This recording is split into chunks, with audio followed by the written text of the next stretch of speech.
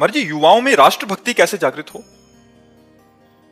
देखो, जब तक हमारा हृदय स्वार्थ की मलिनता से युक्त है तब तक वो भगवान के प्रति समर्पण या राष्ट्र के प्रति समर्पण नहीं होता। परहित की भावना जागृत हो जाए कि दूसरों का मंगल हो, तो पहले घर का मंगल हो, फिर पड़ोस का मंगल हो, फिर ग्राम का मंगल हो, फिर प्रदेश का मंगल हो, फिर राष्ट्र का मंगल हो। राष्ट्र के मंगल के लिए बहुत विशाल हृदय चाहिए। जैसे हमारे पास आर्मी के जवान आते हैं, वो अपनी समस्या रखते हैं कि जब मैं घर से छुट्टी से चलता हूँ, मेरे परिवार के जनों के आंसू होते हैं और बच्चा उंगली पकड़ के कहता, पापा कब आओगे? तो मुझे विश्वास नहीं कि दोबारा मैं आ पाऊंगा कि नहीं। तो महाराज जी, हृदय फटता है। तो हम कहा, फिर भी आप वो सेवा कर रहे हैं कि आप रात को जब जगते हैं तो हम चैन से सोते हैं। धन्य है आपका जीवन। और हम एक सन्यासी का और एक सैनिक का जीवन समान कोटि से रखते हैं कि वो भी संसार का त्यागी और वो भी संसार को त्याग कर प्राणों को बलिहार करने के लिए खड़ा हो। तो जब तक हमारे युवाओं में स्वार्थ बुद्धि का त्याग नहीं होगा, अगर हमारी इंद्रियों की विलासिता, खान पान की विलासिता, व्यसन की वासनाएं ये बढ़ती गई तो युवा सब असमर्थ होते जाएंगे।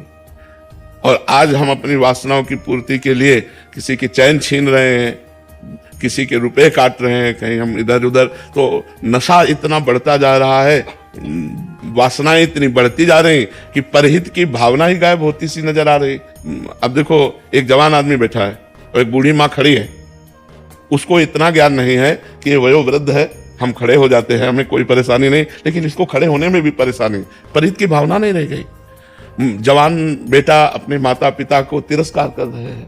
जब अपने माता पिता को तिरस्कार कर रहे हैं तो राष्ट्र की भावना उनमें कैसे पुष्ट हो जाएगी? तो हमें लगता है शास्त्रों का स्वाध्याय, संतों का संग, पवित्र भोजन, यही हमें राष्ट्र भावना को पुष्ट करेगी। यदि हम नशा करेंगे, गंदा भोजन करेंगे, गंदे आचरण करेंगे तो हमें अपनी सुरक्षा की भावना नहीं रह जाएगी, हमें अपने समाज की सुरक्षा की भावना नहीं रह जाएगी, फिर राष्ट्र की सुरक्षा। अब शराब पीना, ड्रग्स लेना, हुक्का पीना, ये सब अपने जीवन को नष्ट कर देने वाली बातें हैं। राष्ट्र सेवा के अंतर्गत क्या क्या आता है? कुछ आता है।